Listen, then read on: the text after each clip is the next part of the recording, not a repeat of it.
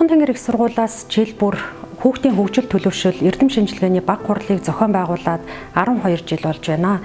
Энэ жил бид бүхэн энэ хурлаа олон улсын эрдэм шинжилгээний хурал болгон зохион байгуулж байгаагаараа онцлогтой. Энэ жилийн хурлын гол зорилго нь хүүхдийн хөгжил төлөвшөл хамгааллын чиглэлээр судалгаа хийдэг эрдэмтэн судлаачдыг бид бүхэн хамруулж байна. Хүүхдийн хөгжил төлөвшөл хамгааллын чиглэлээр орчин үеийн чиг хандлага, цаашдын төлөв байдал ямар түвшинд явагдаж байна? Монгол улсын хэмжээнд бас энэ асуудал ямар түвшинд судлагдсан байна вэ? Энэ чиглэлээр бас хийж хэрэгжүүлж байгаа сайн туршлага, мөн судалгаа шинжилгээний ажлуудыг бас ингэж хамруулан авч үзэж байгаагаараа бол онцлогтой байна.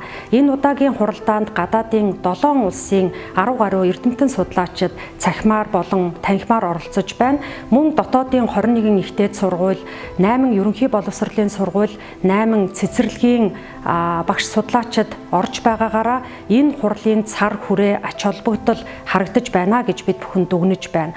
Тэгэхээр сургуулийн өмнөх боловсролоос эхсүүлээд ерөнхий боловсролын сургууль, ихтэй сургуулиудад тулгамдаад байгаа хүүхд хөгжил төлөвшлийн чиглэлээр бид бүхэн асуудал шийдлээ тодорхойлсон ийм ач холбогдолтой хурал болж байна гэдэгт бид бүхэн итгэлтэй байгаа. Нийт 50 гаруй эрдэмтний 70 гаруй ихтгэл ирсэн. Ингээд үндсэн хуралдаанд 9 ихтгэл хилцүүлэхээр бид нар бэлтгэсэн байгаа. За ингээд редакцийн зөвлөлөөс 27 ихтгэлийг 3 салбар хуралдаанд хилэлцүүлэхээр шийдвэрлсэн. Мөн 48 эрдэмтний багш судлаачдын өгүүлэл энэхүү одоо ихтгэлийн эмэгтгэл бас хэвлэгдэхээр ингээд бэлтгэлээ хангаад байна.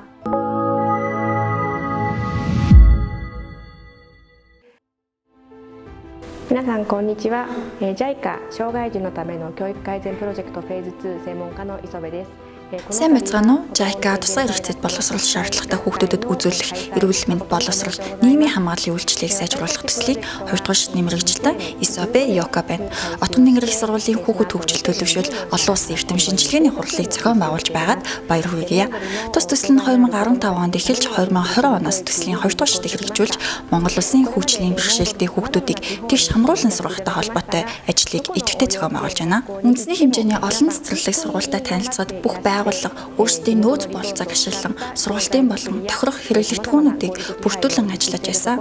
Энэхүү эрдэм шинжилгээний хурлаар Японы мэргэжилтнүүд бидний нүдээр олж харж суралцсан агуулгыг танилцуулахаар бэлтгэлээ. Та бүхэнд цаашдын ажлын амжилтыг хүсэн өрөө баярлалаа.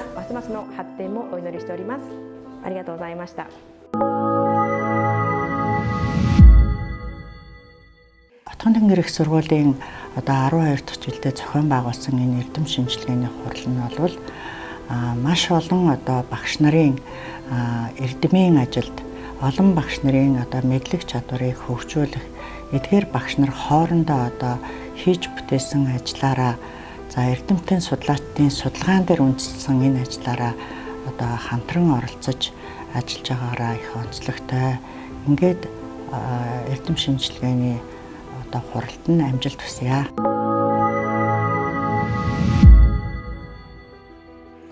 Энэ жил их онцлогтой жил болж байгаа юм байна. Учир нь хүүхдийн хөгжил төлөвшөл олон улсын эрдэм шинжилгээний хурал болох гэж байгаа юм байна. За мөн яг энэ зүгээ цаг үед манай өнөөдрөл хүүхдийн төвийн 50 жилийн тохиож байгаагаараа их онцлог юм даа гэж харж байна.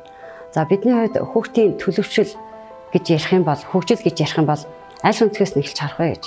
Төлөвшөд хөгжих үү, хөгжөөд төлөвшөх үү гэдэг. Тэгээд бидний хувьд бол одоо яг манай өнөр үлтүүд өнөөдрийн байдлаар 150 хүүхэд өсөж таринж байна. Тэгээд тэр хүүхдүүдэд бид нар төлөвшүүлэх, хөгжүүлэх, хамгаалах энэ үйл явцуудыг бид нар цогцоор нь одоо хийж явдаг юм онцлогтой байгууллага. Хүн байх тэр төлөвшлийг бид нар эхлээд олгочих юм бол хүүхдүүд маань төлөвшсөн хүүхд маань өөрөө зорилгоо тодорхойлоод хөгжөөд ингээд цаашдаа одоо хөгжөөд явчих болов уу гэж ингэж харж байна. Яг энэ олон улсын түвшинд хүүхдийн хөгжил төлөвшлийг ямар хэмжээнд авч үздэг, ямар үйл явцууд бий болж иж энэ одоо цогцоороо шийдэгддэг. Энийг бас энэ олон улсын түвшинд одоо бусад эрдэмтэн докторууд яаж одоо энэ төлөвшил хөгжил гэдгийг одоо яаж уялдуулдаг. Бас тэр туршлагыг ямар ч энэ удаагийн эрдэм шинжилгээний хуралд хамтарч оролцож байгааг хувьд бас олж харах байх гэж итгэж байна.